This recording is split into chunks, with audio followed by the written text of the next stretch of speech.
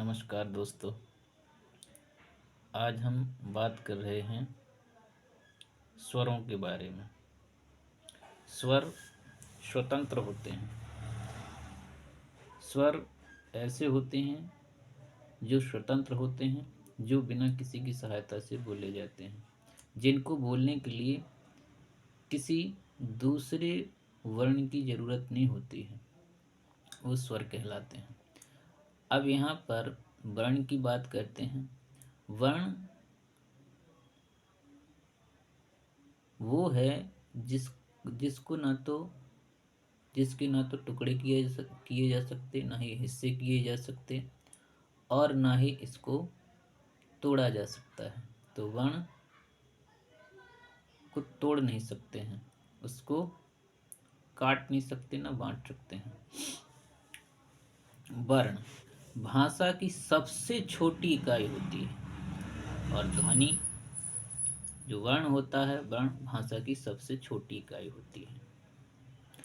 वर्णमाला वर्णों का व्यवस्थित समूह होता है। ध्वनि ध्वनि भाषा की सबसे छोटी मौखिक इकाई होती है। अक्षर जिसका क्षय न हो। स्वर जो स्वतंत्र रूप से बोले जाते हैं, जैसे कि आ है, बड़ा आ है, ई है, बड़ी ई है, छोटा ऊ है, बड़ा ऊ है, ऋषि है, ए, आए, ओ, आओ। ये स्वर हैं। स्वर कितने हैं? स्वरों की संख्या 11 होती है।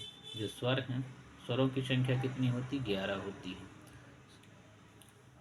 उच्चारण के आधार पर स्वरों की संख्या होती है 10। उच्चारण के आधार पर स्वरों की संख्या 10 होती है। कुल लिखित आधार पर स्वर कितने होते हैं? 13। 11 2 13।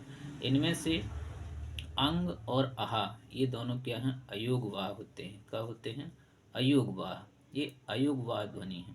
इनमें से जो अंग है इसको अनुस्वार कहते हैं, और जो आहा है इसको विसर्ग कहते हैं। ठीक है। उसके बाद आते हैं व्यंजन। जो व्यंजन होता है, व्यंजन में हलंत होता है। व्यंजन में हलंत होता है। व्यंजन जो स्वरों की सहायता से जो स्वरों की सहायता से वर्ण का निर्माण करते हैं, उसे व्यंजन कहते हैं। ठीक है। जैसे कि का, जैसे कि क्या है? ये का है। का में के, ये के हलंत प्लस आ, व्यंजन। ये क्या है? व्यंजन है। ये क्या है? स्वर। अक्षर क्या बना? का।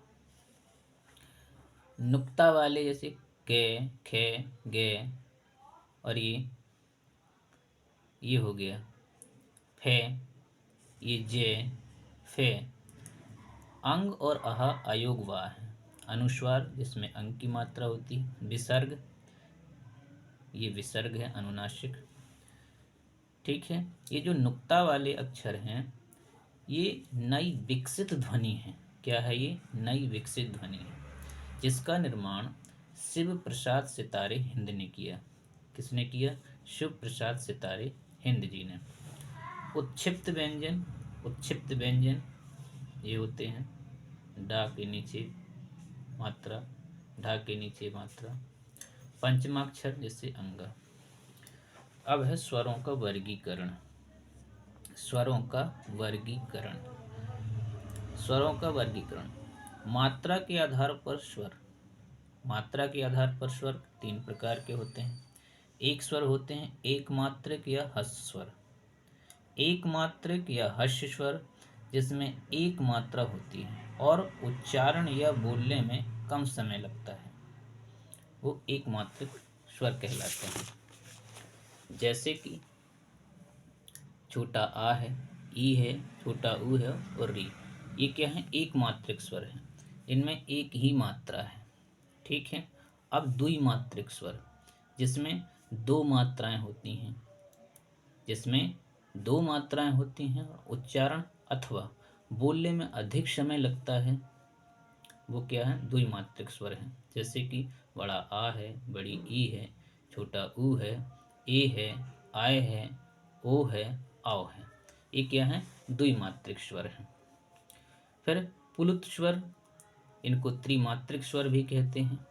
ऐसे स्वर जिसमें 3 मात्राएं होती हैं और उच्चारण अथवा बोलने में और ज़्यादा समय लगता है वो कहलाते हैं प्लुत स्वर। जैसे कि ओम, इसमें 3 मात्राएं हैं, बोलने में ज़्यादा समय लगता है। जाति के आधार पर स्वर।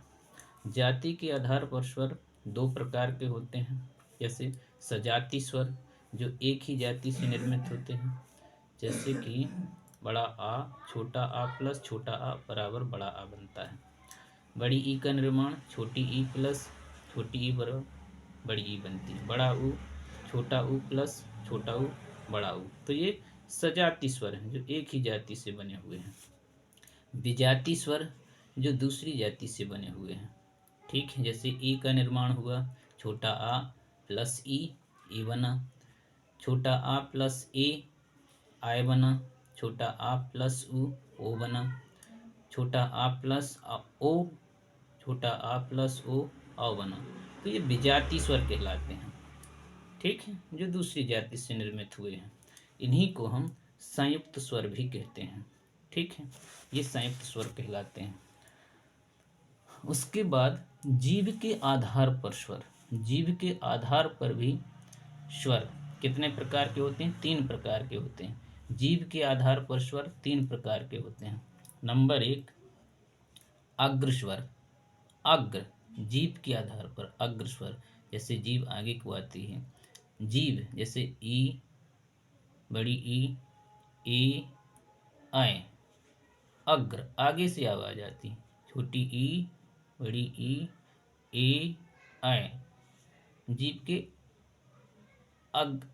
के आगे के भाग से आवाज आती है, अग्र स्वर।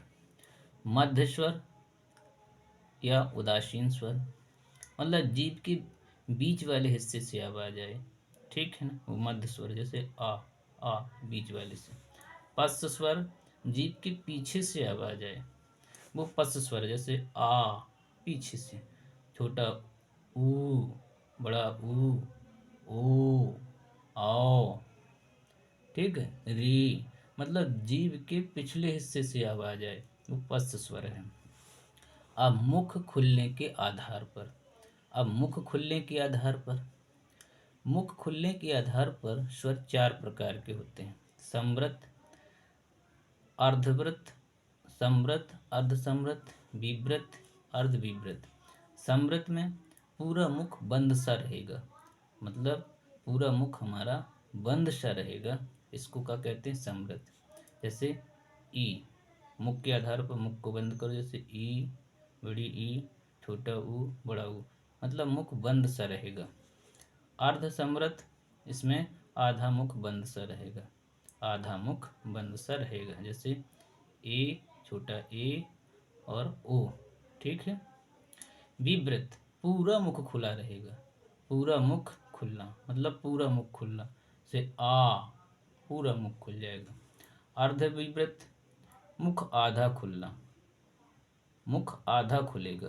कैसा मुख खुलेगा? आधा, आधा मुख खुलना। जैसे अ आधा मुख खुला, अ ए आओ ए आओ, इनमें आधा मुख खुलता है। ठीक, नमस्कार।